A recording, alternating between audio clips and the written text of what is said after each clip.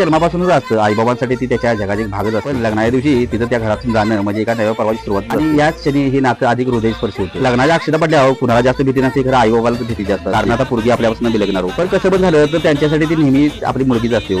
तिचं लहानपण, पहिलं असू, पहिलं पाऊल, तिच्या सगळ्या आठवणी त्यांना त्या दिवशी आठवतं. मुलगी नव्या आयुष्याची वाट चालते, पण डोळ्यात पाणी असते, कारण ती घरातून निघते. बाहेरून हसत असली तरी सजली असली तरी आज ती भावूक असते. आईबाबांसोबतचा शेवटचा क्षण त्या घरात खूपच मौल्यवान. मनात म्हणते हे घर, हे लोक, हा माया आधार कधी विसरता येणार नाही. क्षणाला मी काय थांबलोच नाही. हा क्षण सगळ्यात भावनिक असून पाणी काय थांबतच नाही. आईच्या असू दे, बाबाच्या असू दे. आईचा पदर धरलेली दौरी, बाबा तिला धीर देताना स्वतःलाच सावरू पाहतात. तो क्षण म्हणजे नात्याच्या गहेवरचा रूपच असतो. प्रेमाचं आणि ममत्वाचं आणि न विसरणारी आठवणी. ते नातं कधी संपत नाही, फक्त त्याची जागा बदलते. ती आता सासरी असली तरी आईबाबाच्या मनात आणि हृदयात आणि आशीर्वादात नेहमी तशीच असते. बघत बसून चॅनल फॉलो करा, असे नवीन व्हिडिओ बघायला.